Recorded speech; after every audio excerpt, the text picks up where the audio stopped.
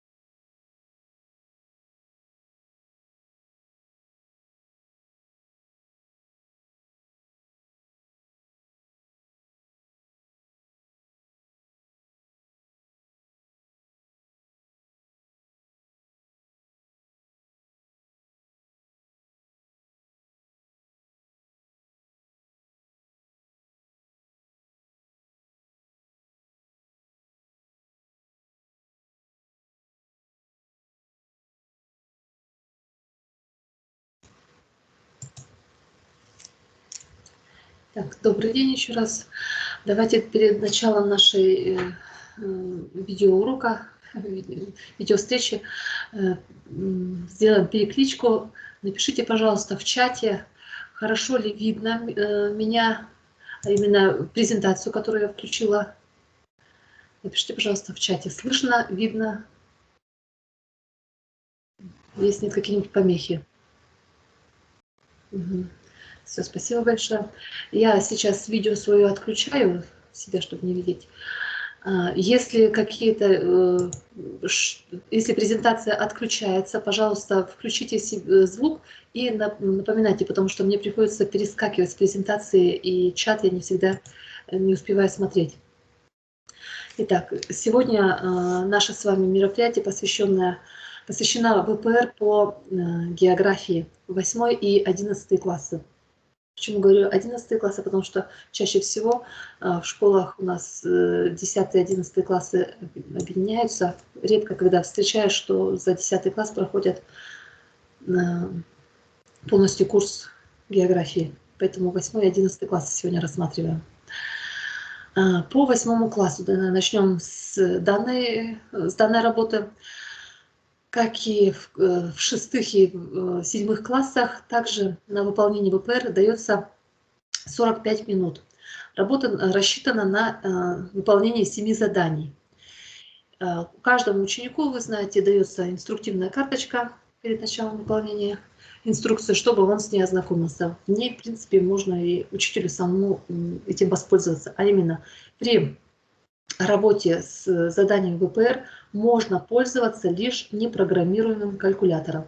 Никаких учебниках, рабочих тетрадей, атласов и справочных материалов нет при выполнении ВПР заданий для 8 класса, в отличие от ВПР 11 класса, но об этом чуть-чуть попозже.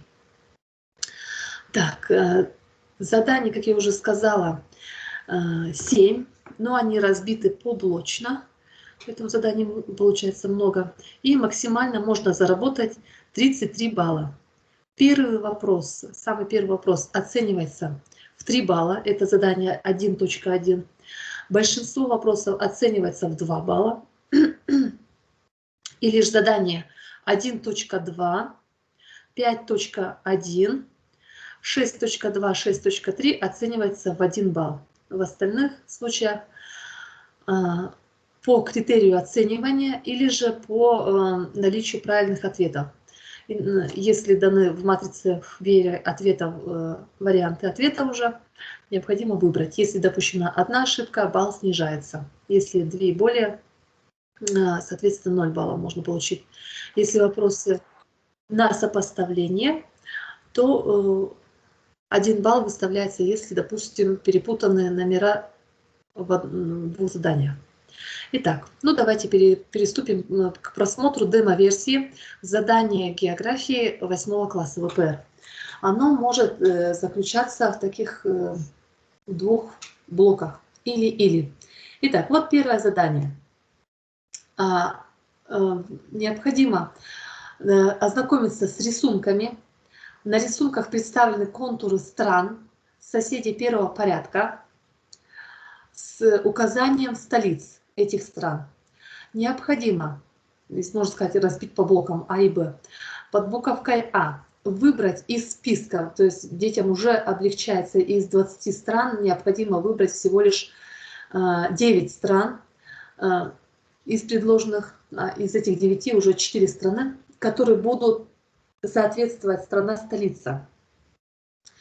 То есть они должны по очертаниям и по названию столицы Улан-Батор определить, что данная страна называется Монголия, что столица Минск у Белоруссии, у столицы Токио государство называется Япония, ну а Тбилиси это столица Грузии. Но это вопрос неполный, потому что кроме того, что необходимо указать и написать название стран, необходимо указать на карте, вот такая контурная карта, необходимо указать номера стран, которые они выбрали в предложенный квадратик. То есть здесь находится Белоруссия, а Белоруссия под цифрой 2. То есть эту цифру 2 они копируют, ну не копируют, а пишут в эту ячейку, что под цифрой, что здесь будет государство Грузия, и они должны поставить цифру 4, что Монголия располагается под цифрой 1 и Япония под цифрой 3. И при условии, что все 4 страны написаны, и все 4 страны указаны в ячейках правильно, в этом случае выставляется максимальный балл 3 балла. 2 балла выставляется, если написаны 3 страны, одна неправильно указана, скажем, и в ячейках указаны правильно 3-4 страны. В этом случае 2 балла можно заработать. Или же 2 балла можно заработать, если 3-4 страны написаны, можно сказать, под буквой а 2 страны правильно указаны в квадратиках. Или же 2 страны написаны, а 2 страны перепутаны местами. Тоже можно получить 2 балла. 1 балл выставляется при условии, если указано всего лишь написаны 2 страны. И эти 2 страны правильно указаны в ячейках, в квадратиках. Или же написано 3-4 страны и написан лишь 1 номер страны. Или же 3-4 страны написаны, а в ячейках или перепутаны местами, или же ни одной страны не указано. Ну а 0 баллов выставляется, если написано всего лишь 2 страны правильно. Или же вообще полностью ответ неправильный считается. Может быть вопрос, еще задание 1.2 по диаграмме необходимо найти страну под буковкой Б, какая обозначена. Здесь именно в задании говорится о границе, с какой страной написано под буковкой Б. И из этих 4 стран, которые они написали, они должны написать, что это Монголия, потому что из 4 стран Япония, Грузия, Монголия и Белоруссия наибольшая протяженность будет с Монголией. Поэтому должны были написать слово Монголия и заработать тем самым 1 балл. Но здесь одно условие. Если в вопросе предыдущем 1.1 набрал ученик 0 баллов, или же вообще не приступал, или же приступил, но неправильно в 0 баллов, то хоть и ответ написан в задании 1.2 правильно, его не засчитывать. То есть детей надо сразу предупредить, чтобы все старались на все вопросы отвечать, не оставлять пропусков. Иначе следующий вопрос может не засчитаться. Может быть задание, наоборот, данные страны необходимо указать их столицы. То есть чуть-чуть перевернутое задание. То есть, допустим, вместо цифры 1, указать столицу Грузии, необходимо написать Тбилиси. Под цифрой 2 – Вашингтон. Под цифрой 3 – Пекин. И под цифрой 4 – Таллин. И то же самое поставить в ячейках номера правильных государств. То есть здесь у нас будет цифра 4 – Эстония. Здесь будет Грузия под цифрой 1. США под цифрой 2 и под цифрой 3 – Пекин. И такого же плана по границам работать с диаграммами. А именно на диаграмме отображена структура границ России с представленными странами в процентном соотношении. И границы с какой страной соответствует столбец, обозначенный буковкой «Б». Вот. И разные виды границ. Это сухопутная, речная, озерная и морская. Дети должны проанализировать. Восьмиклассники уже знают государственные границы России, что полностью морская граница будет с США, полностью сухопутная пойдет по Грузии, есть озерная и речная граница с Китаем, под буковкой «Б» как раз таки будут. Да. И достаточно протяженная. Ну и морская граница, сухопутная есть с Эстонией. То есть методом исключения или проанализировав карту, не карту, а свои знания, должны получить ответ под буковкой «Б». Написать, что это Китай. И тоже за этот вопрос оценивается, можно получить 1 балл. И так же, как и в предыдущем блоке, если на задание 1.1 набрали 0 баллов, то уже вопрос не засчитывается. Второй блок вопросов, второй и пятый блок вопросов работают с картой. Сейчас я вам пролистаю. Эта карта, извините, она опять перевернута. Карта России, на которой есть кружочки с буковками внутри и стрелочками, просто кружочки с цифрами, города Казань, Норильск и цифры в квадратиках. Все условные обозначения указаны в заданиях. А именно, задание 2. Необходимо использовать карту и обозначить словами, да, объекты, определяющие географическое положение России. Именно те буквы и стрелочки, которые указывают. И дети не просто гадают, а они выбирают из списка те объекты, которые могут быть показаны на контурной карте. А именно под буковкой А. Вот если мы просмотрим А, Б, В, Г, сейчас я опять вниз пролистаю. Итак, вот они находят букву А и должны указать, что это остров Новая Земля. И в перечне вопросов этот объект есть. Что под буковкой Б это Балтийское море. Под буквой В это полуостров Чукотка, Чукотский полуостров. И буковка Г это остров Сахалин. Если правильно найдены географические объекты, выставляется 2 балла. Если один объект неправильный, снижается до 1 балла. Если 2 и больше неправильных ответов, то, соответственно, 0 баллов. Следующее задание тоже выполняется по этой географической карте. Поэтому я перелистывать ее не буду, а именно задание. Точка N расположена на территории одного из указанных вами географических объектов. То есть или под буковкой А, Б, В или Г. И имеет координаты 71 градус северной широты, 55 градусов восточной долготы.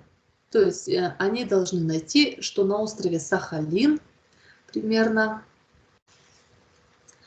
на конце острова Сахалин располагается точка N.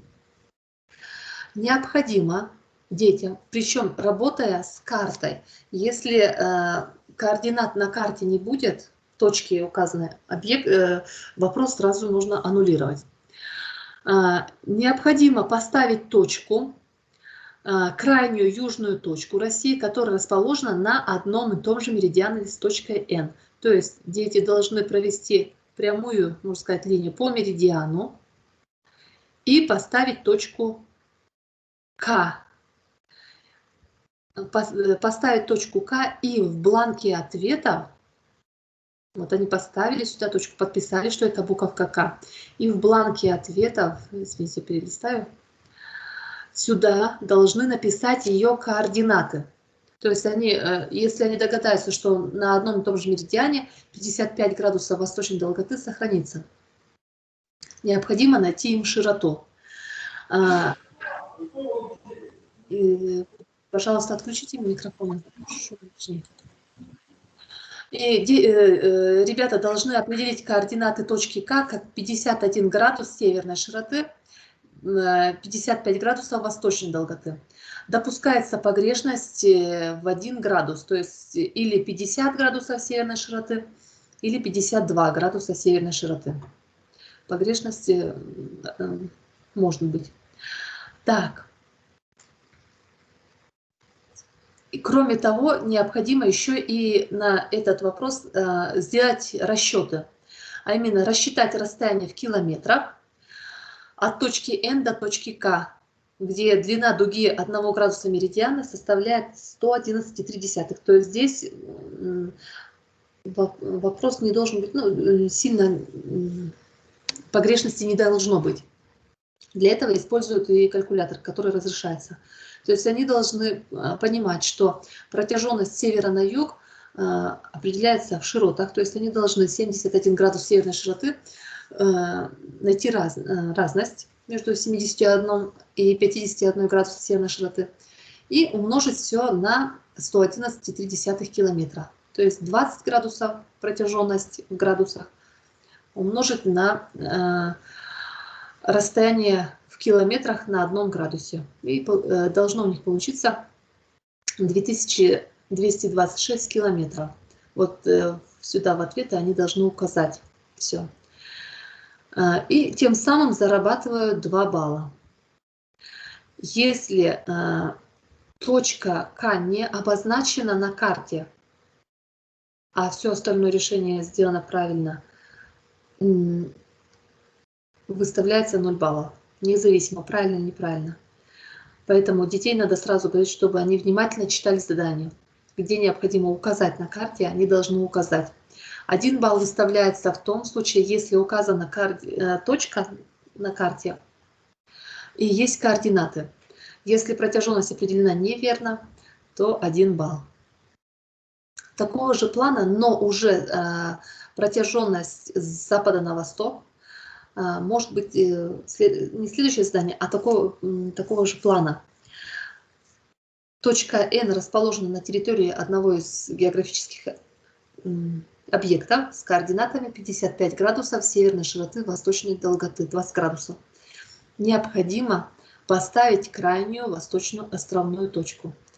Данный вариант, кстати, ВПР был в прошлом году, и была большая погрешность, и баллы не засчитывали. А именно, дети не прочитали полностью, невнимательно ли прочитали задание, потому что в условиях указано поставить крайнюю восточную островную точку. То есть не на материке, а на острове. Тем самым исключить погрешность.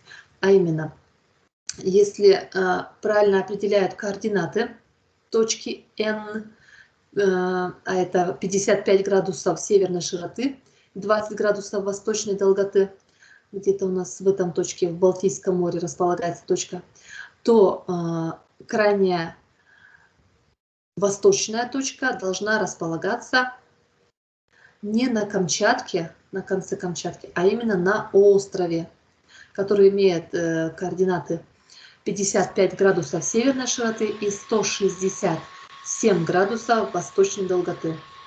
То есть они должны поставить точку К именно на острове, определить координаты правильно с погрешностью, возможной погрешностью в 1 градус, и еще сделать расчеты. Все знаете, что расчеты по параллели немного отличаются. Но детям дается таблица для расчетов протяженности, причем в разнице в 5 градусов. Если в атласах указана протяженность 1 градуса по параллели через каждые 10 градусов, то в данной табличке через каждые 5 градусов. Если они находят 55-ю параллель, то они понимают, что 1 градус по параллели равен 64 километрам. И поэтому они находят произведение между протяженностью в градусах 147 градусов. Как они найдут, они знают. Они должны долготу восточную, крайнюю восточную точку, вычесть долготу крайней западной точки. 167 минус 20 градусов получается 147. И это число 147 градусов, протяженность с запада на восток, умножают на 64 километра. И должны получить число 9408 километров. Такое решение задачи. Тоже оценивается в 2 балла. Еще раз напоминаю, если не указана точка на карте, вопрос не засчитывается. Так. Перелистываю вперед. Задание, простите, 3.1. На карте России цифрами в квадратиках, пускай они хорошо читают, обозначены формы рельефа. Тоже представлен список из географических объектов. Их 6. Необходимо выбрать 3 верных ответа. То есть они смотрят на карту. В квадратиках указаны объекты по цифре 2, по цифре 1, 3. Так. Они должны указать. Но можно и логически догадаться, что в России низменность есть Прикаспийская, плато Путарана и горы Алтай. То есть они должны написать вот эти 3 слова. И за правильный ответ 2 балла заработать. Если допущена одна ошибка, допустим, Валдайская низменность написали вместо Прикаспийской, набирают всего лишь 1 балл. Так. Следующее задание тоже связано с предыдущим 3.1. Какая форма рельефа обозначена на карте цифрой 1? Они уже не только по логике написали здесь, они еще посмотрели цифру, что под номером 1 изображены горы, горы Алтай. Они должны написать, что под цифрой 1 на карте горы Алтай. И еще выбрать из указанных фотографий именно горы Алтай. Они должны написать букву соответствующую, что это будет горы именно. Что под буковкой А это у нас плато Путарана, под буквой Б Прикаспийская низменность, а буква В горы Алтай. Им необходимо именно горы Алтай указать. Цифру 1, букву В поставить. И за этот блок вопросов ученик получает 2 балла. 1 балл выставляется только если назван правильный объект. 0 баллов нет объекта, только фотография. То есть если здесь пустота или неправильный объект, а здесь правильно буковка В написана, все равно засчитывается как 0 баллов. Пусть внимательно читает вопросы. Вопрос под цифрой 3.3 оценивается в 2 балла и тоже связан с предыдущим вопросом, а именно дети должны выбрать 3 утверждения, которые характеризуют особенности географического объекта, то есть Алтайских гор. Как они напишут, в какой последовательности, разницы не играет. Главное, чтобы написали, что большая часть, этот географический объект находится на юге Сибири, что здесь берут начало реки Бия и Катунь, и, конечно, наивысшая точка гора Белуха. То есть ответы под цифрами 1, 4 и 5. Как они напишут, в какой последовательности, роли не играет. Следующий вопрос тоже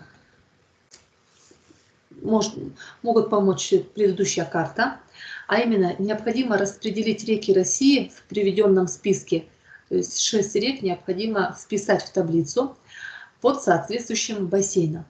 Что к бассейну Северного Ледовитого океана относятся Печора и Вилюй, что к бассейну Атлантического океана относятся Нева и Дон, а к Тихому океану реки Амур и Анадырь. Если все 6 правильные вопросы вписаны, все 6 правильных ответов записаны в ячейке, тем самым ученик зарабатывает 2 балла максимально. Если же допущена одна ошибка, балл снижается. Если 2 и больше, соответственно, 0 баллов ученик зарабатывает. Следующий вопрос. Так, 4.2.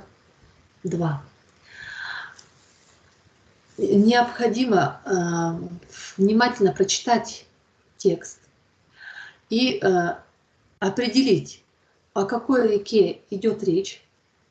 Причем эти реки написаны в списках рек, которые были в предыдущем вопросе. Или Печоры, или Вилюй, или Нева, Дон, Амур или Анадырь. С 6 выбрать только одну по описанию.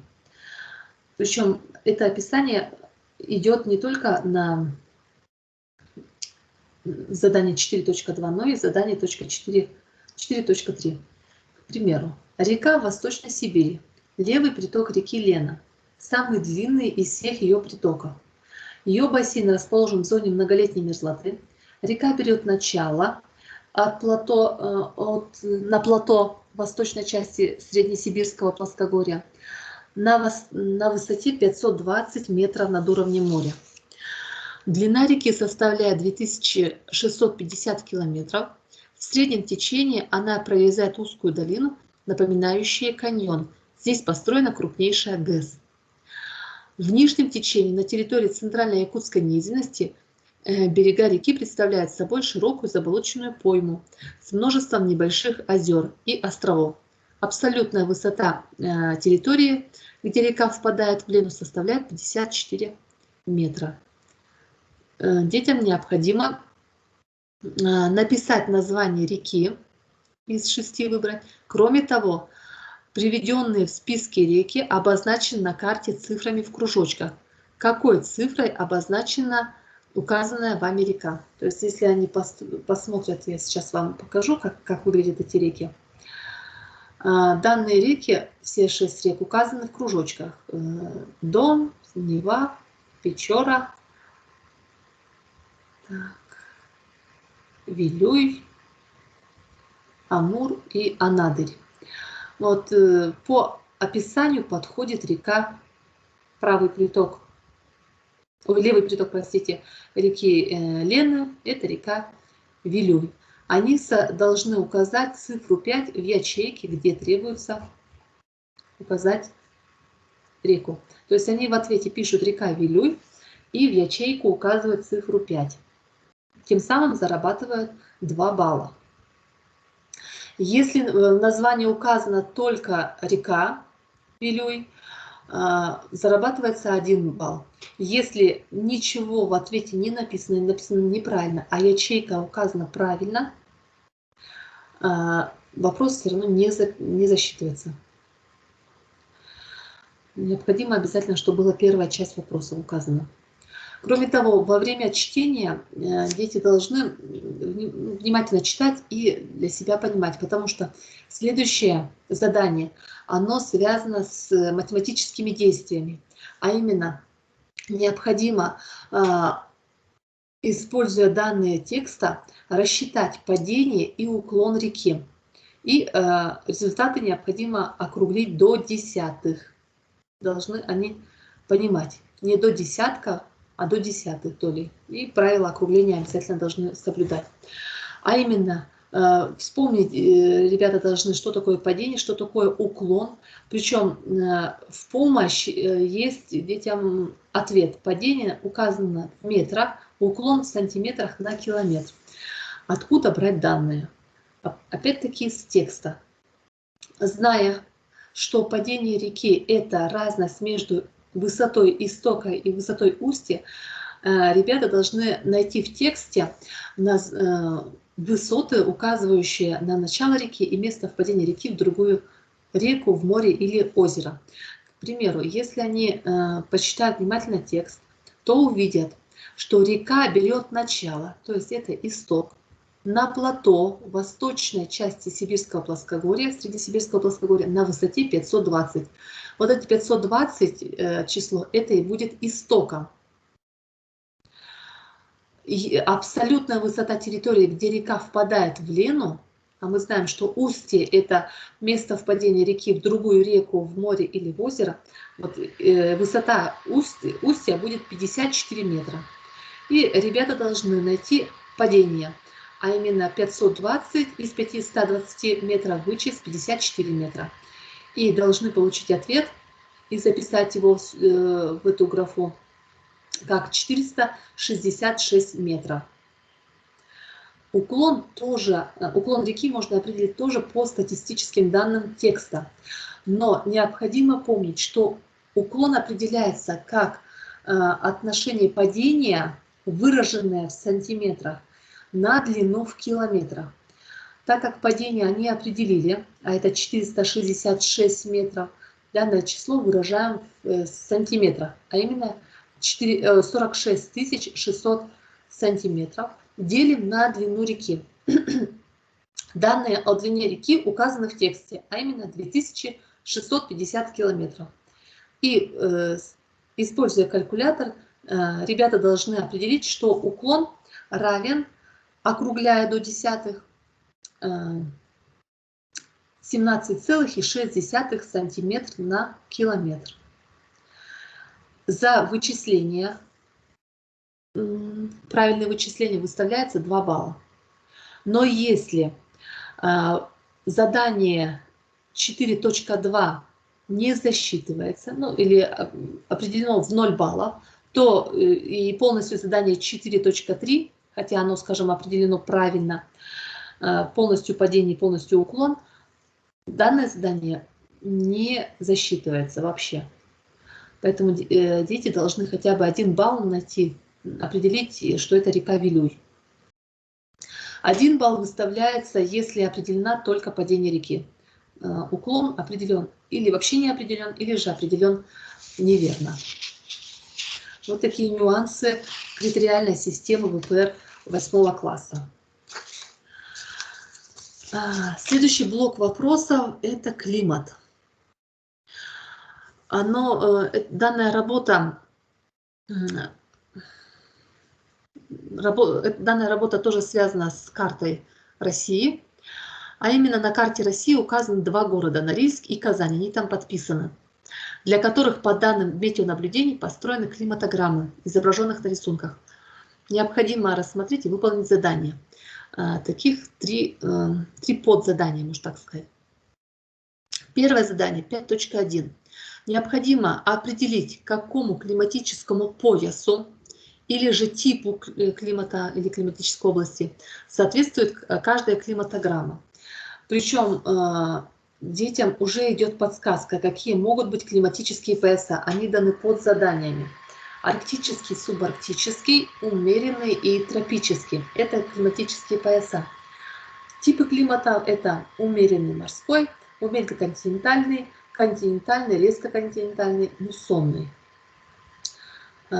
Посмотрите, если даны типы климата, здесь необходимо указать климатический пояс умеренный и тип климата резко континентальный, к примеру. И проанализировав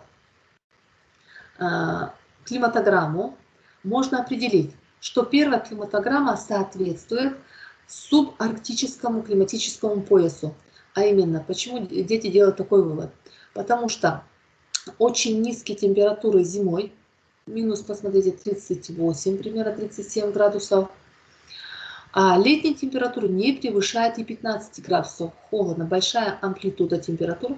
Кроме того, выпадает небольшое количество осадков, 417 мм в год.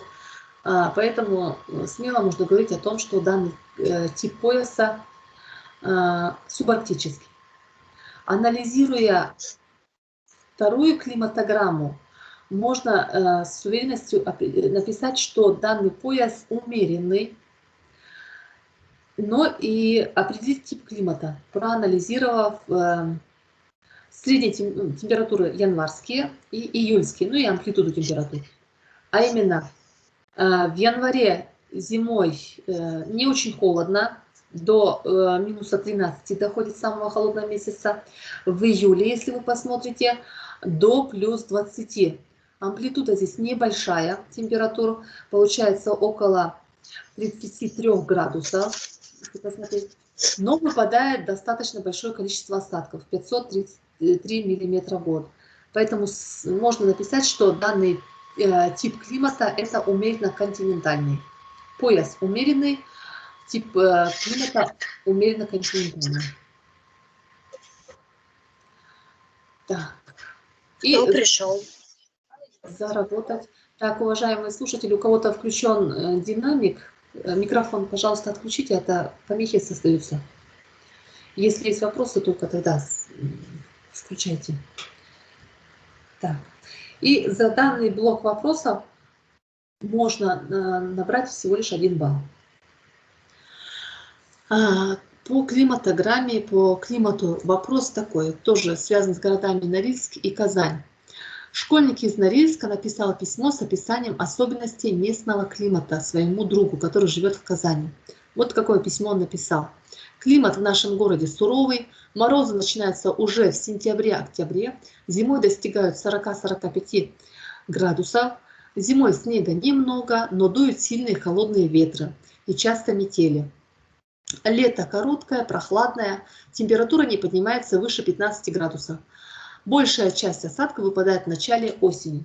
И необходимо указать, какая климатограмма из двух выше предложенных предложена для Норильска.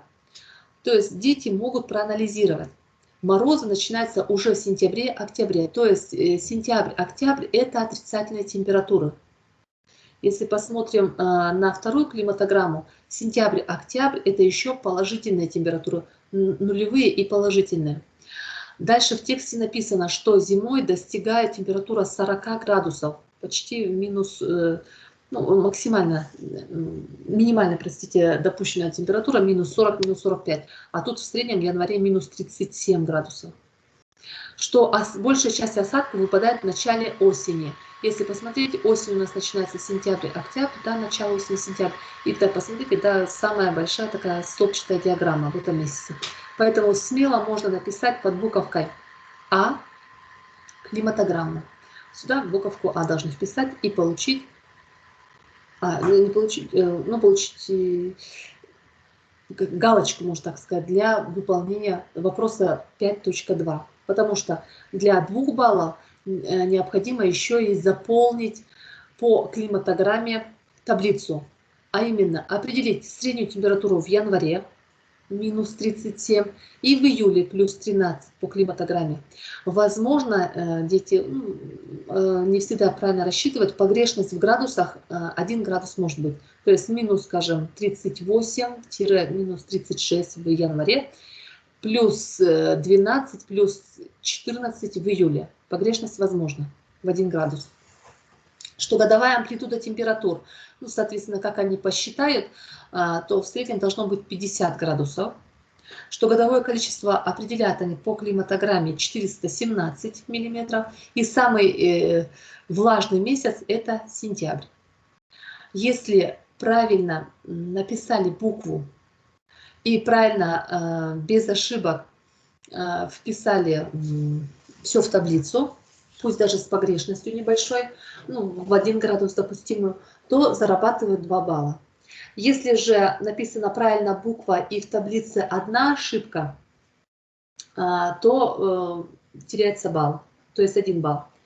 Если таблица идеально правильная, без, ну, с погрешностью плюс-минус 1 градус, но все ячейки заполнены правильно, но не определена климатограмма, то есть букву до этого не написали в ячейке, то независимо от этого, правильно нет составлена таблица, в 0 баллов оценивается данное задание. Поэтому детей надо обязательно об этом познакомить. Ну и еще один блок вопросов по климатограмме. Необходимо написать, какие климатообразующие факторы будут определять климат Норильска. И что они должны указать 3 цифры. Это распространение многолетней мерзлоты, цифра 2. Это расположение за полярным кругом, 4. И близость к Северного Ледовитого океана, цифра 6. В какой последовательности они напишут, балл от этого не меняется. Главное написать вот эти 3 правильные цифры, 2, 4, 6. Если последовательность нарушена, ничего страшного. 6-е задание. Задание тоже с использованием карты. Я сейчас ее вам покажу, как она выглядит. Эта карта достаточно объемная. Здесь и карта часовых поясов, и карта маршрутов. А нас интересует как раз таки маршрут под буковкой А, Б и В. Пожалуйста, вопрос. 6.1 вопрос. Вообще группа туристов отправилась в путешествие по России. На карте отмечены буквами опорные точки их маршрутов, которые являются крупными городами, центрами субъектов Российской Федерации, республик, краев, областей, или же городами федерального значения. Проследите по карте маршрут туристов и выполните задание. И первое задание из этого блока. Необходимо из списка городов, которые написаны над таблицей, написать название городов. Там в таблице, в карте уже указаны эти буквы А, Б, В. Необходимо найти, что под буковкой А, не знаю, такие города: Тюмень, Волгоград, Красноярск, Ростов-на-Дону, Москва и Мурманск. Сейчас я пролистаю, чтобы вы увидели, что дети должны в таблицу под буковкой А указать, что это центр Красноярского края, город Красноярск, потому что написано центры субъектов Российской Федерации. Что под буковкой Б написать необходимо город Москва. И под буковкой В это Волгоград, центр Волгоградской области. Кроме того, они должны еще в этом же блоке подписать на карте название этих городов. То есть сюда Волгоград, Москва, Красноярск. Если все указано правильно, и таблица заполнена, и на карте подписано, выставляется 2 балла. 1 балл выставляется, если указано только 3 города. То есть на карте ничего не подписано. Ну, точнее, указано 3 города и подписаны всего лишь 1-2 города на карте контурной. Или же указано 2 города в таблицу, и эти же города подписаны в карту. Если написаны всего лишь 2 города, 1-2 города в таблицу, но на карте ничего не указано, не подписано, выставляется 0 баллов. Поэтому тем самым разработчики ВПР-заданий проверяют, насколько внимательно читают задания учащиеся. Так называемая функционально-читательская грамотность. Наши учащиеся, вы сами понимаете, страдают от этого. Не до конца, неправильно прочитав, или начало прочитали, выполнили, думали, что все правильно. Тем самым вроде бы легкие задания, но теряются баллы. Следующее задание оценивается в 1 балл. Это уже работа с картой часовых поясов. А именно, из точки А в точку Б туристы решили добраться на самолете. Необходимо заполнить пропуски в авиабилете, подписать название пунктов и время полета следующего города. То есть тоже здесь такая читательская грамотность. Если ребята правильно определили предыдущее задание, что точка А это у нас город Красноярск, а точка Б это Москва, это же они должны продублировать, потому что здесь написано из точки А в точку Б. Написать сюда Красноярск, сюда Москва. Если записи нету, баллы теряются. И по карте часовых поясов определить, что время вылета из Красноярска 11 часов дня, расчетное время полета самолета 5 часов, необходимо вычислить время полета. Они должны прибегнуть к карте часовых поясов.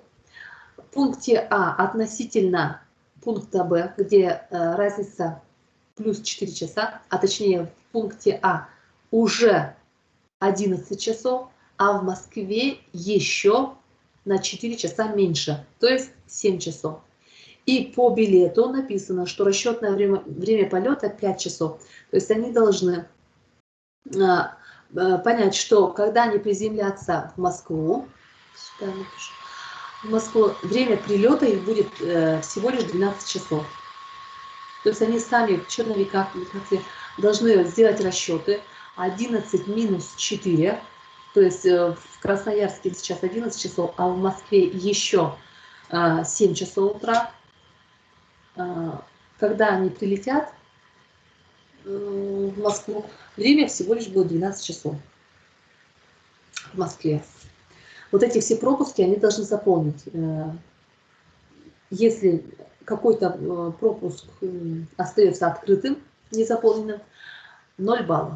Если все заполнено, выставляется 1 балл. Дальше.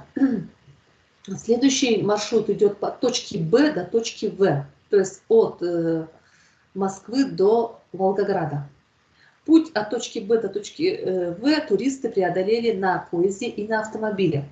По пути они делали фотографии и записи в дневнике.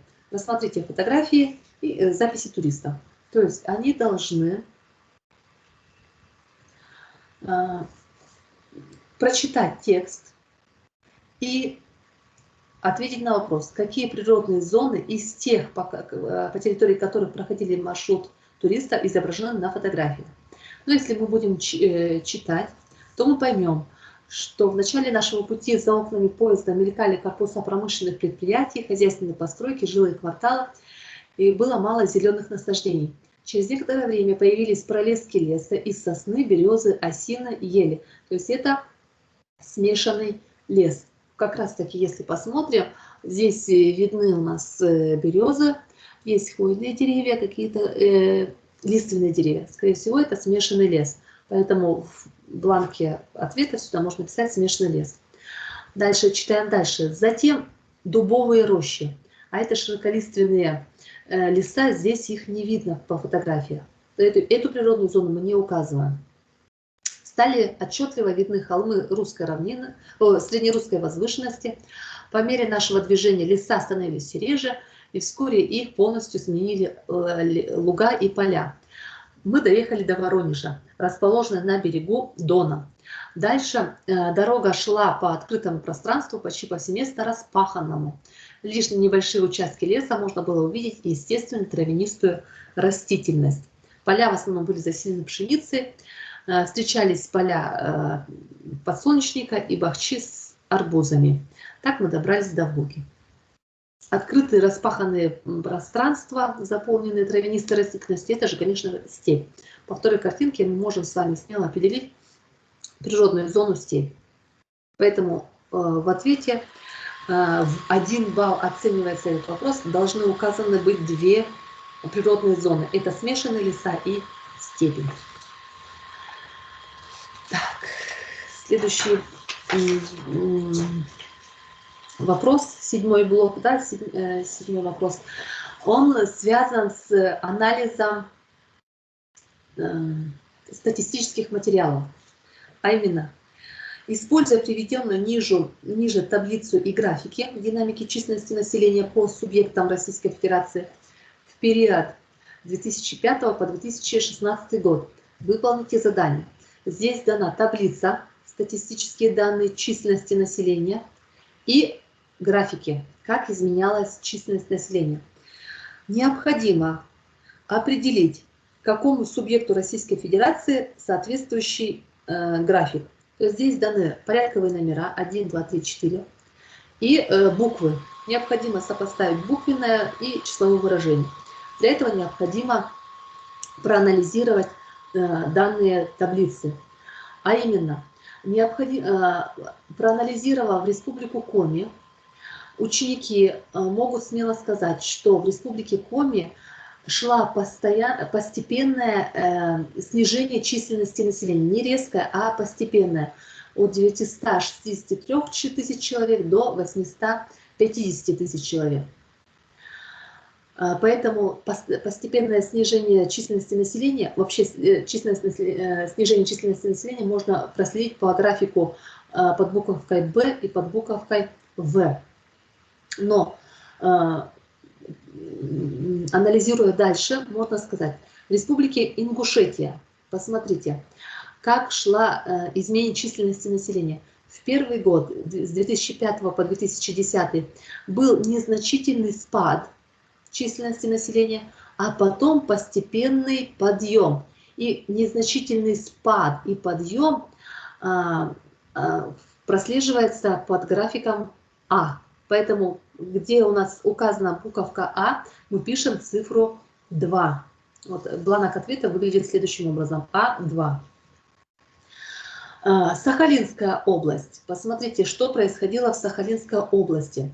В первый год был резкий спад численности населения, а потом численность населения падала, но незначительно. В последний год практически изменялось, падало население, но не так резко. Поэтому под буковкой В подходит как раз-таки Сахалинская область. Значит, под буковкой Б Республика Коми. Ну, Калининградская область можно проанализировать. Был постоянный подъем численности населения, что демонстрируется графиком под буковкой Г. То есть в табличную форму они должны указать последовательность цифр как 2, 1, 3, 4. То есть данное задание проверяет умение анализировать статистические материалы. Следующее задание необходимо, тоже по таблице, я вам демонстрирую таблицу и зачитываю задание. В каких из приведенных в таблице субъектов Российской Федерации численность населения за указанный период выросла? Необходимо указать название субъекта. Ну, конечно же, очень хороший, вообще население выросло в Калининградской области, посмотрите, постоянный рост шел, обязательно это указано, и Ингушетия. Хотя в первый год, в первые пятилетка, получается, небольшой спуск был населения, но в принципе по общему периоду можно сказать, что население постоянно росло. Вот под буковкой А это график демонстрирует. Поэтому здесь необходимо указать два субъекта. И в этом же задании необходимо сделать расчеты и указать, в каком из приведенных в таблице субъектов Российской Федерации убыль населения была наибольшей. То есть здесь мы анализируем графики под буковкой Б, это у нас Республика Коми, и под буковкой В. А именно, вроде бы смотришь по населению, смотреть под буковкой В резкий спад населения был. Но здесь необходимо производить расчеты. А именно, в период с 2005 по 2016 год численность населения убыла аж на 133 113, простите, тысяч человек, а на Сахалине всего лишь на 34 тысячи человек. Поэтому наибольшая убыль населения была в республике Коми. Поэтому ребята должны написать, что это республика Коми. Но за этот вопрос, посмотрите, пожалуйста, за 7.2 необходимо выставить 2 балла при условии, что правильно написано 2 субъекта Российской Федерации, где постоянный рост населения шел, и указаны численности наименьшая, получается, наибольшая убыль населения в республике Коми была. При условии, что 2 вопроса написаны правильно, выставляется 2 балла. Если указан один из вопросов или субъекты найдены правильно, где постоянная численность населения была, или же указаны наибольшая убыль населения Республики Коми, выставляется 1 балл. Если неправильно вообще, то, соответственно, 0 баллов. И еще раз повторяюсь, за выполнение ВПР 8 класса максимально можно набрать 33 балла. Если не прошли пороговое число, то есть набрали от 0 до 9 баллов, то работа оценивается на оценку 2. От 10 до 20 баллов, посмотрите, какой большой размах, оценка 3 балла. От 21 до 28 баллов оценка 4. И от 29 до 33 максимального балла оценка 5. Вот такая система оценивания ВПР 8 класса. Итак, теперь переходим к... Сейчас я переключу экран.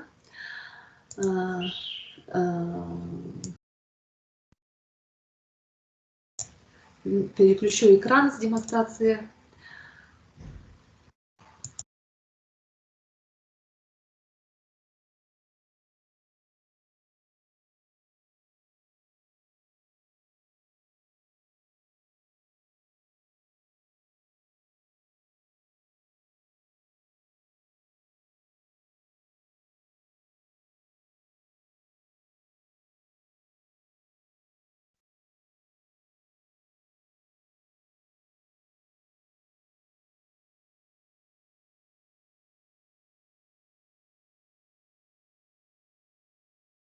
Так, и, пожалуйста, еще раз напишите, видна ли на экране ВПР 11 класса работа.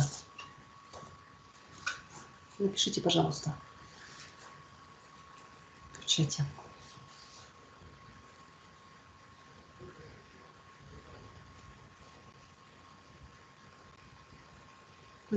Все отлично. Работу продолжаем. Так. Ну, еще раз напоминаю, ВПР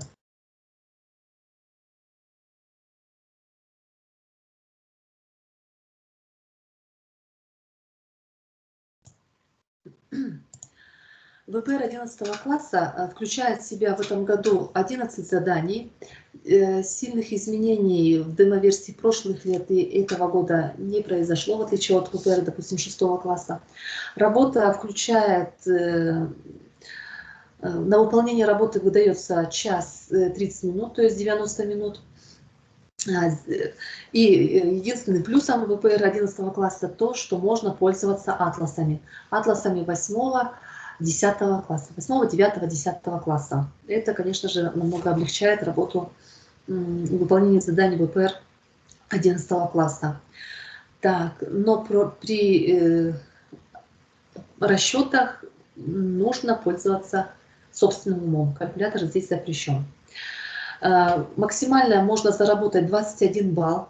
В основном задание оценивается в 1 балл. Лишь задание, посмотрите, вот такая ячейка, задание под номером 2, под номером 3, под номером 12 оценивается в 2 балла, а задание под номером 17 разделено на категории К1 и К2. Максимально за 17 задание можно заработать 3 балла.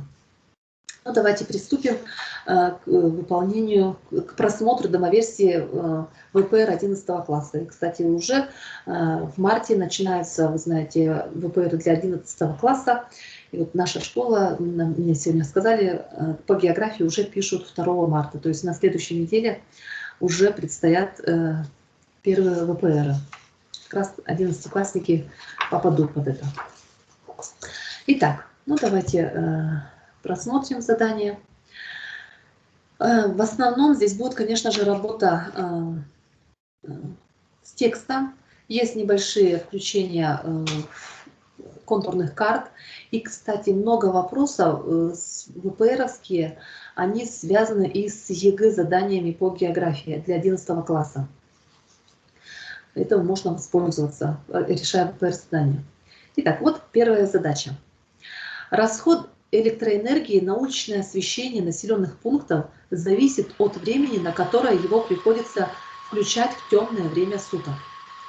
Запишите перечисленные города России в порядке увеличения продолжительности времени, на которое необходимо включать уличное освещение 1 ноября, начиная с города с наименьшей продолжительностью времени. Ребята должны понимать, что здесь указано уличное освещение. Не просто продолжительность дня. Обычно в ЕГЭ-заданиях пишут продолжительность времени суток.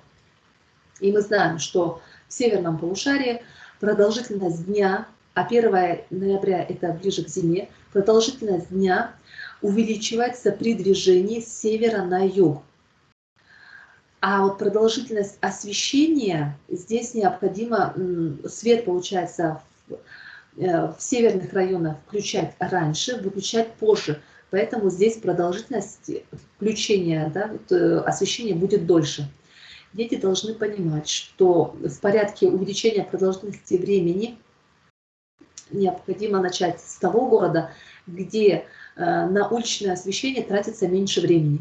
А это будет крайне из 3 точек крайний юг.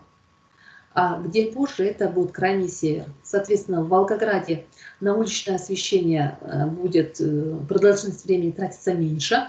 В Петрозаводске это максимальное время, на которое будет включаться уличное освещение. Ну а город Тверь будет находиться в промежутке. То есть крайне южный город Волгоград, крайне северный Петрозаводск, а Тверь остается посередине. И при условии, если последовательность указана правильная, Волгоград, Тверь, Петрозаводск, выставляется 1 балл. То есть дети тоже должны внимательно читать задание. Не просто продолжительность времени суток, продолжительность дня, точнее, правильно, а продолжительность освещения. Здесь закономерность наоборот будет действовать. Так, второй вопрос тоже оценивается в 2 балла. Здесь можно использовать атласы. Итак, в Воронежской области ведутся подготовительные работы перед началом разработки крупнейшего месторождения медно-никелевых руд. Карты какого географического района России необходимо выбрать, чтобы найти информацию, необходимую для оценки возможных экологических последствий этих работ. И понимают, что Воронежская область находится на территории Восточноевропейской равнины. Можно написать как Восточноевропейская равнина. Или же, если взять атлас 9 класса, то это Центральная Россия. И тот вопрос подходит для оценивания в 1 балл.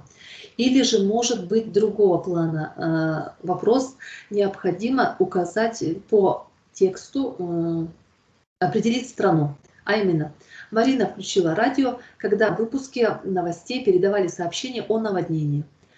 Выход из берегов рек в центральных районах этих стран стал причиной гибели 3 и пропажи без вести как минимум 19 человек.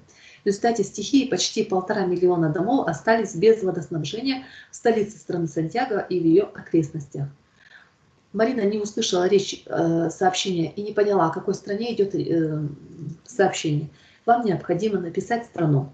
Здесь уже подсказка, написано «столица страны Сантьяго». Используя атлас 10 класса, определяют, что столица Сантьяго – это столица Сантьяго страны Чили. И в бланок ответа пишут ответ Чили. Оценивается, еще раз говорю, в 1 балл. Третий вопрос.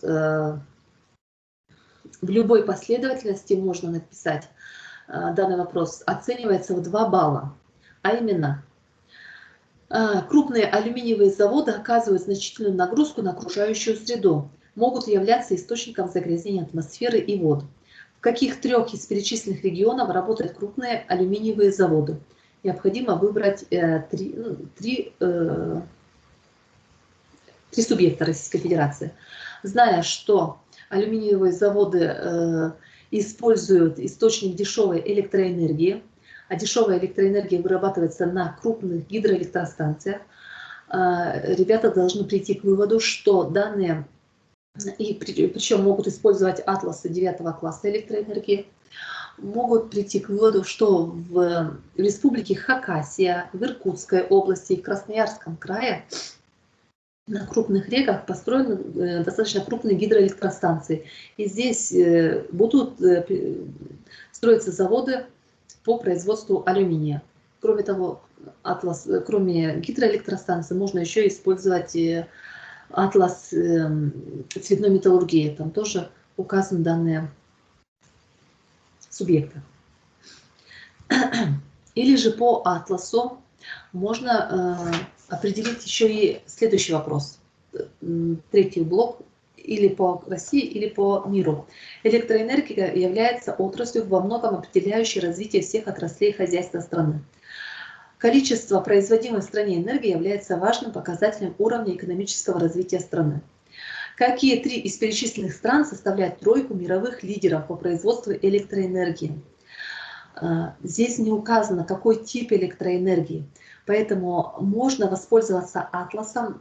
Атлас называется карта электроэнергия мира, и внизу в атласе есть диаграммы, столбчатые, круговые, и по каждой диаграмме по выработке электроэнергии можно определить 3 страны, которые являются лидерами. Это США, это Китай и Индия по производству электроэнергии. Если бы был вопрос по производству, скажем, гидроэнергии, да, или электроэнергии, которую вырабатывают гидроэлектростанции, то здесь уже по-другому ход рассуждения. Или тепловые электростанции. Пусть дети внимательно читают вопросы.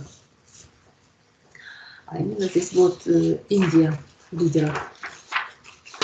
Следующие вопросы с использованием синоптических карт. Карта прогноза погоды на 15 сентября, 15 часов по московскому времени. Дана карта, все условные обозначения и вопрос. С циклоном весной обычно связана солнечная погода. Назовите один любой город в европейской части России, в котором погоду 15 сентября определяет антициклон. Если посмотреть, зная курс 8 класса, часто в 9 классе брали экзамен, географию и циклон, антициклоны карты были, ребята должны определить, что антициклон всегда показан цикличными такими линиями, в центре которой буковка В. Потому что циклон – это атмосферный вихрь с высоким, не циклон, антициклон, простите, что антициклон – это атмосферный вихрь с высоким давлением в центре. И они должны определить, в европейской части России только находятся город Мурманск, Нарьян-Мар и Воркута. И когда будете разбирать данный вопрос, посмотрите с критериями. Вот буквально сейчас я разбиралась, и в условиях задачи написан город в европейской части России, в циклона. Это Воркута, Нарьян-Мар и Мурманск. В критерии почему-то еще указаны, допустим, Анадырь находится правильно в зоне антициклона. Смотрим дальше. Город Мурманск как раз таки в зоне антициклона. И Тюмень тоже на границе антициклона. В критериях они указаны как правильные ответы. Но если мы берем и детей сразу учите, пускай правильно читают, нам необходимо найти город в европейской части России. А это только Мурманск, Воркута или Нарьян-Мар. Ребята должны написать один из этих городов и получить балл. По этой же карте следующее задание оценивается в 1 балл. Кирилл из Новосибирска прослушал прогноз погоды по радио. Завтра, 16 сентября, ожидается похолодание. Возможны осадки в виде дождя, ветер порывистый, но не услышал, для какого из городов построен этот прогноз. С помощью карты определите город по этому прогнозу. То есть ожидается похолодание. Необходимо посмотреть, где идет холодный атмосферный вихрь. Так. Ну вот и смотрим, где идет холодный фронт, это линии с зубчиками, я так называю, где идет дождь и порывистый ветер. Если посмотреть, дождь идет, да, и причем на следующий день, если карта составлена 15 сентября, то на следующий день похолодание и дождь могут быть в Новороссийске, в Волгограде, может быть в Велесте, но это, скорее всего, не 16 сентября, а чуть позже может быть. Поэтому только подходит два города. Если мы посмотрим дальше, где может быть похолодание. Хотела отметить Красноярск, но в Красноярске похолодание как раз-таки на 15 сентября. И здесь не указано наличие осадков. И больше таких точек подходящих нет. Поэтому дети, учащиеся, простите, должны указать или же это Новороссийск, или же Волгоград. Так. Да, должны оба города, простите, указать. С помощью карты определите на карте городов, да, где может быть данная погода. Ну и шестой вопрос, простите, по синоптической карте тоже связан с прогнозом погоды на 16 сентября для города Владивостока. Находим этот город Владивосток. Вот он в Приморском крае. Итак, на 16 сентября в Владивостоке заметно потеплеет. Температура воздуха днем повысится до 12-17 градусов. Ожидается облачная погода, пройдут дожди.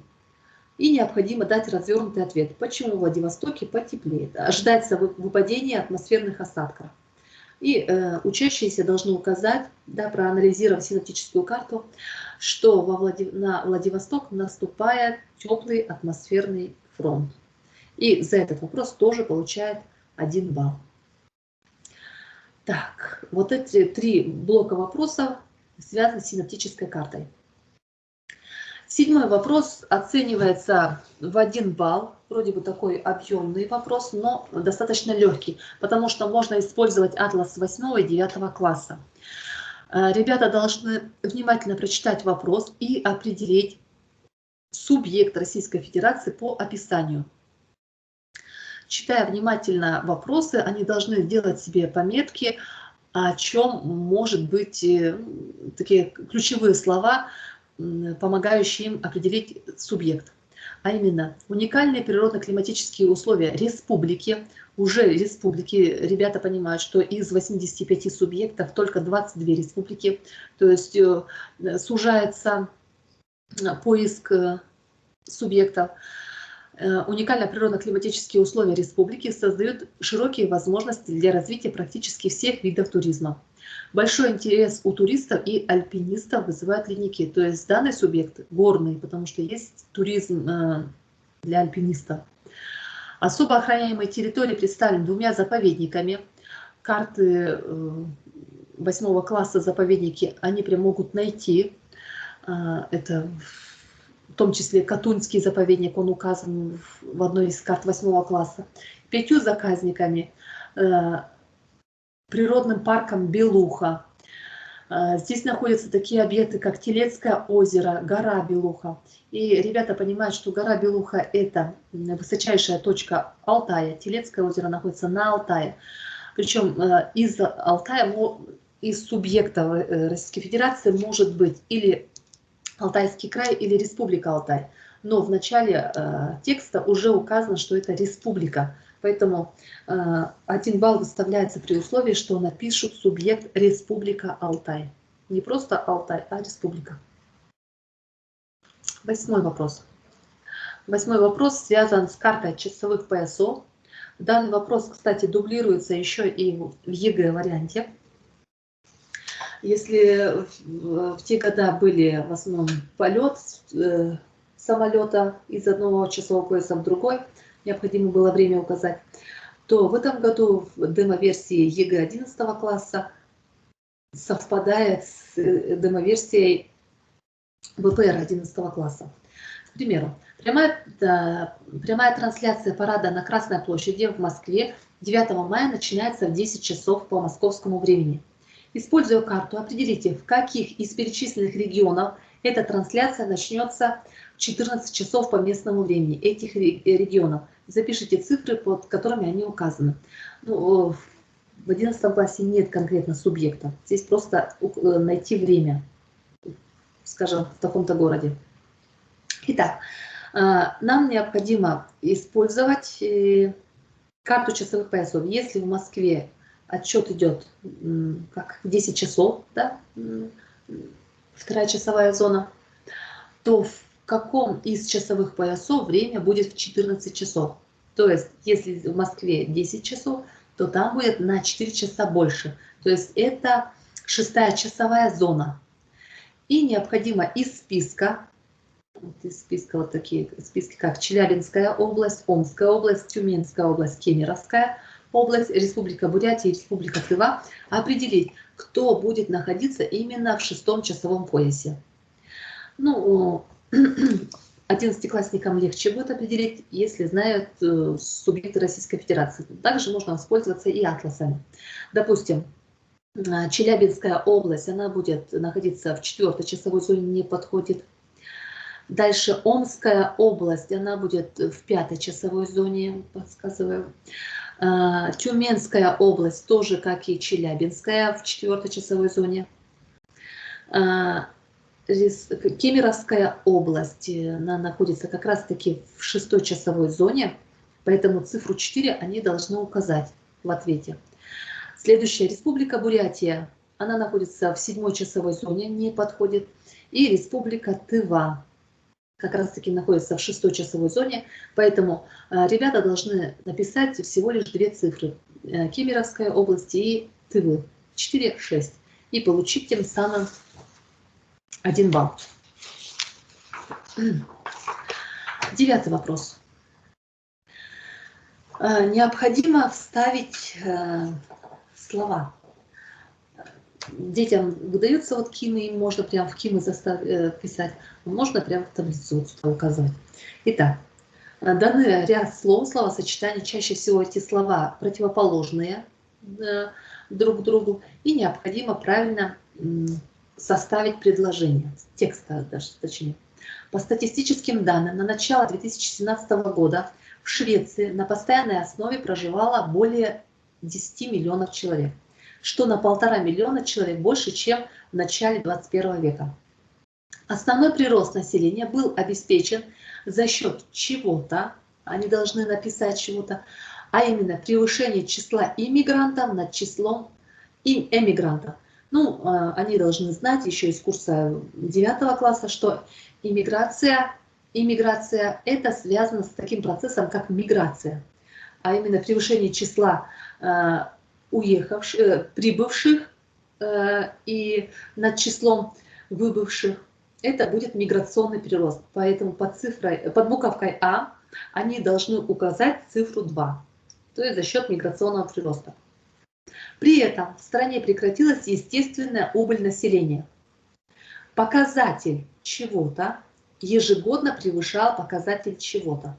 Если говорится, что прекратилась естественная убыль населения, а убыль населения или прирост населения связан с такими показателями, как смертность и рождаемость. А именно, разница между рождаемостью и смертностью будет естественный прирост.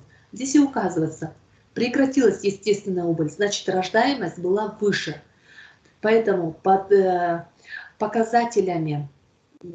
показателем рождаемость ежегодно показатель рождаемости был ежегодно выше, чем смертность.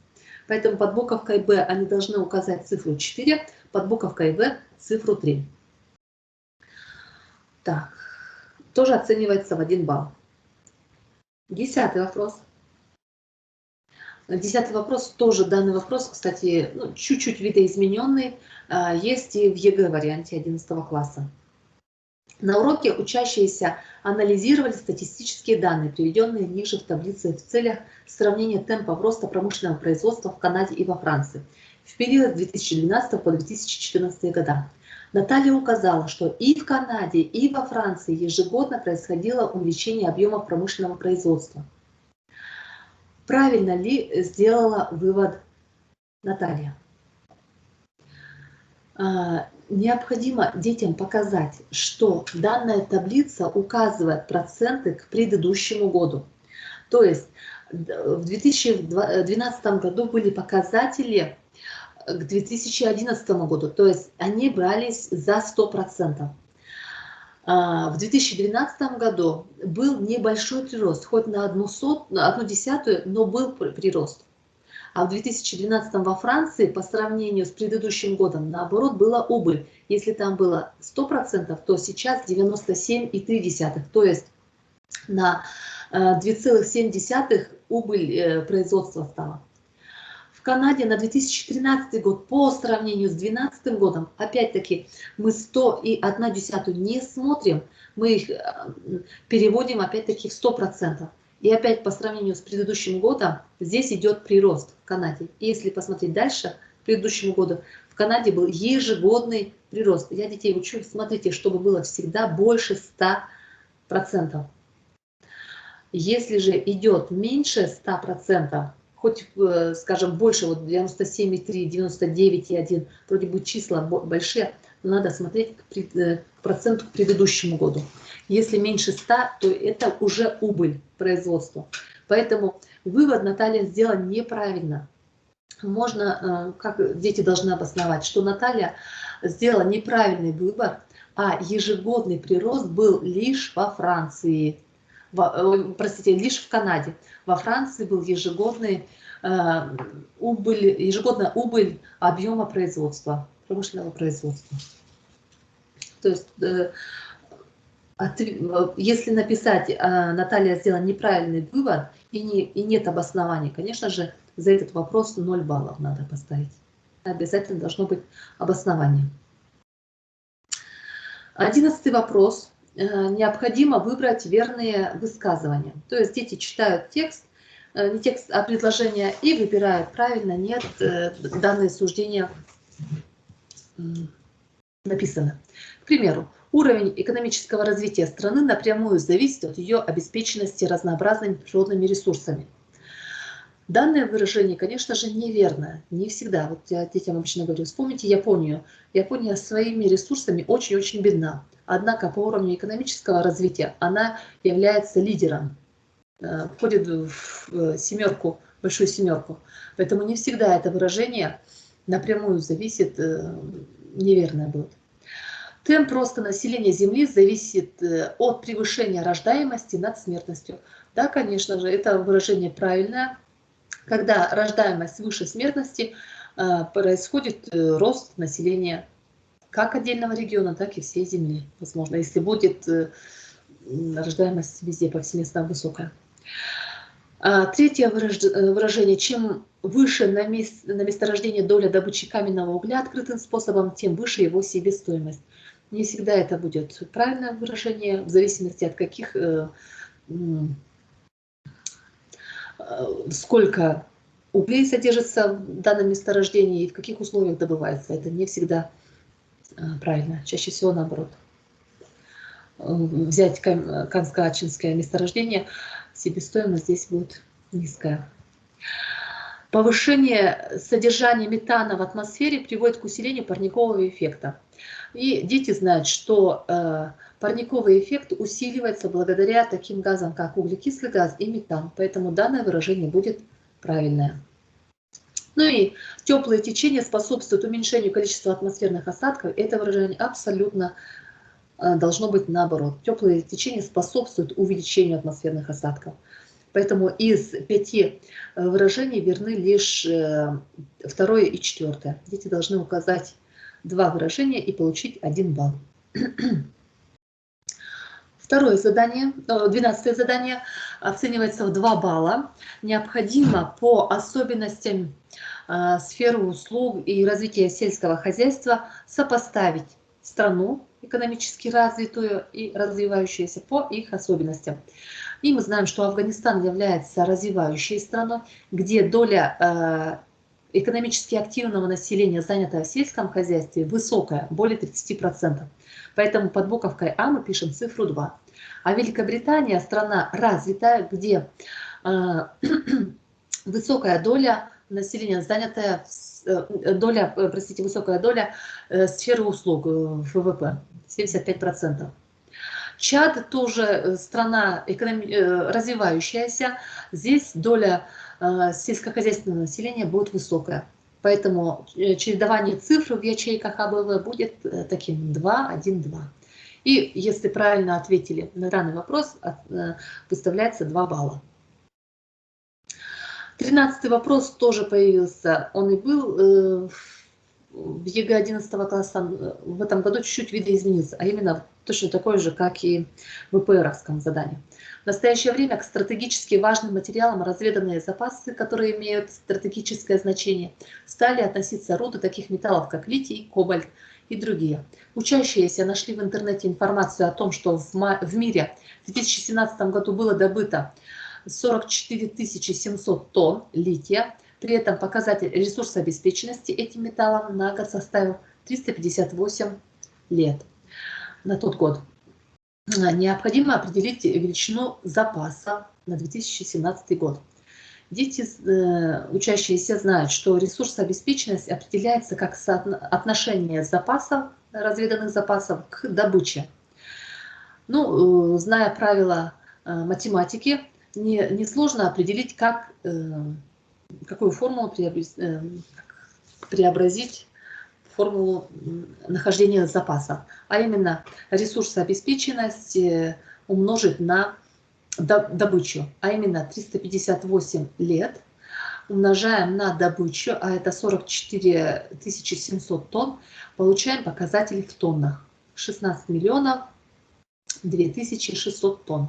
Такой показатель они должны посчитать, причем посчитать своей головой, потому что калькулятор в указаниях не указан, что можно им пользоваться.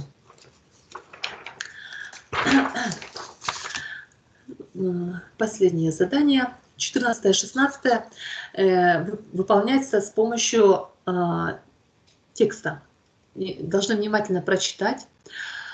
Текст, что в 2021 году в Великобритании построят крупнейшую в мире ветровую электростанцию мощностью 1,2 гигаватт.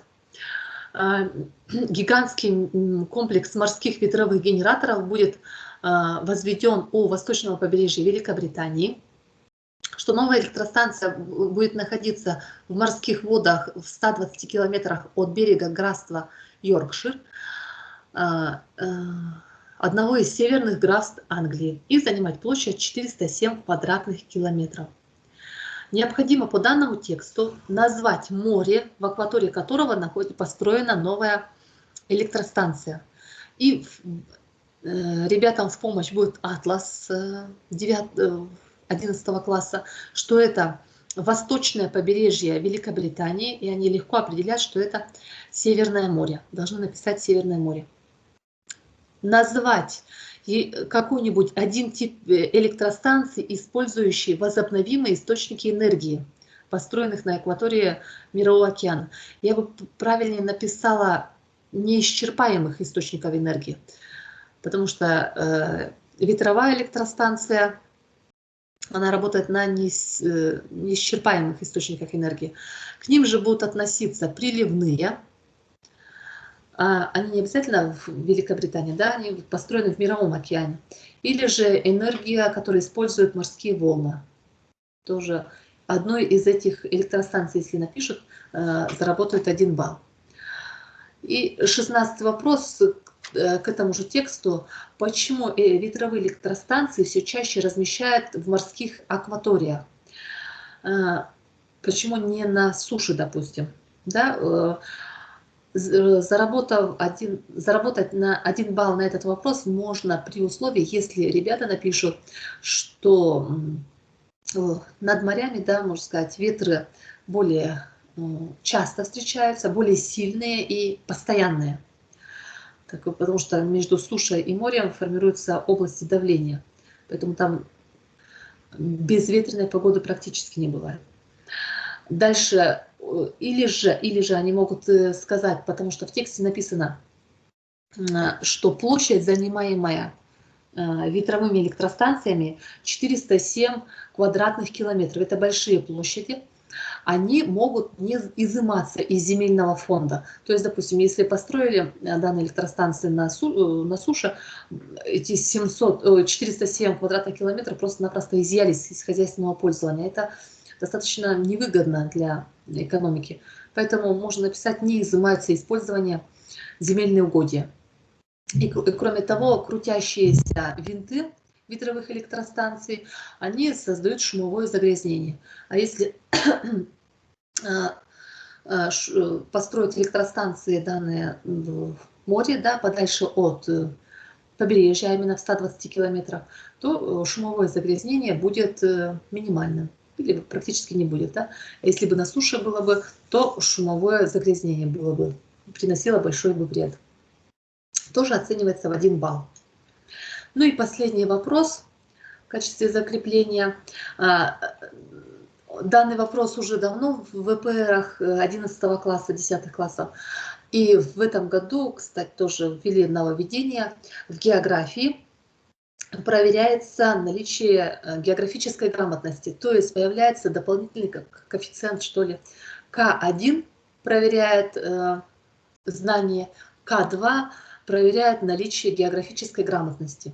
То есть если в первой категории, а именно здесь максимальный балл 2 балла, К1 набираете 1 или 2 балла, то можно набрать еще и 3 балл в категории К2.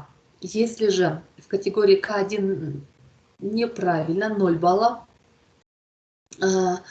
вопрос рассчитан, то и К2 тоже 0 баллов. А обязательно наличие категории 1.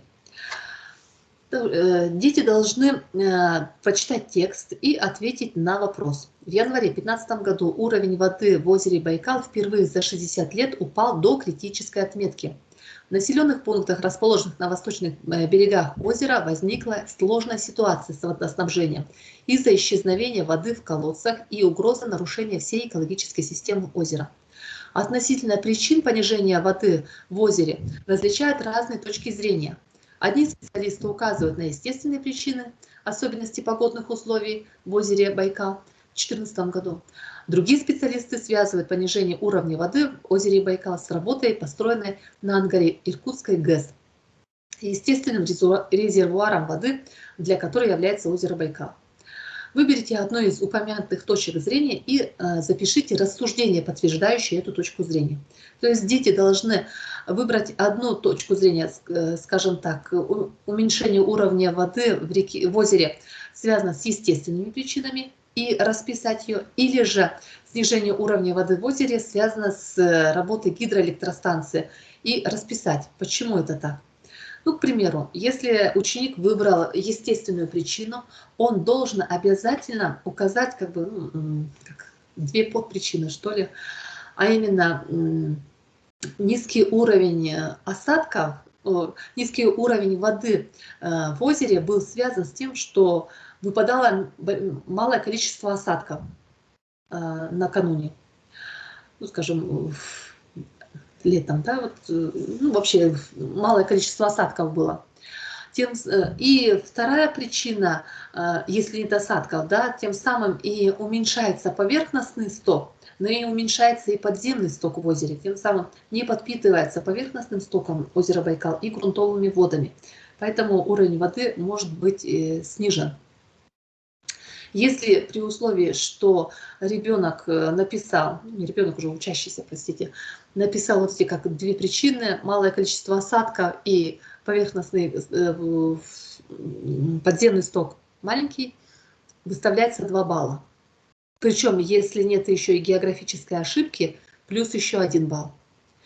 Или же учащийся выбрал точку зрения уменьшения уровня воды в озере из-за работы гидроэлектростанции. Здесь он должен указать, что количество электроэнергии, которое вырабатывает гидроэлектростанция, зависит напрямую от количества забираемой воды, точнее от объема выпущенной воды на турбины. А вода на турбины попадает как раз-таки из реки Ангара, а Ангара берет начало из озера Байкал. Тем самым количество электроэнергии будет зависеть от объема выпущенной воды, а вода поступает из реки Ангара. Вот получается из реки Ангара, и тем самым из озера. Если указал такие две причины и не совершил географической ошибки, то ученик получает максимально 3 балла. 2 балла за правильное утверждение и 1 балл за географическую грамотность. Вот таким образом можно заработать максимально 21 балл по ВПРу. Так, демонстрацию экрана выключаю. Итак, дорогие слушатели, спасибо, что вы слушали. Есть, нет вопросы, пожалуйста, указывайте в чате. Я немного сегодня задержалась. Так, вижу... Да, понимаю, что 8 класс за 45 минут справиться с работой не успевает. Это по личному опыту, я понимаю. Да, и 8 класс, мне кажется, один из сложнейших заданий по ВПР. Я с вами полностью согласна. Не знаю, как ваша школа, но у нас строгий лимит времени. 45 минут, и детей надо постоянно, чтобы дети контролировали время. Следующее. По компьютеру. У нас на компьютере... По компьютеру эта школа, я как поняла, сама выбирает. Наша школа ничего не сказала. Может быть, английский язык будет в таком интернет-формате. У нас все-таки будет все еще на бумажных носителях. Как у вас? Да, у нас с нашей школой интернет всегда проблема, всегда зависает.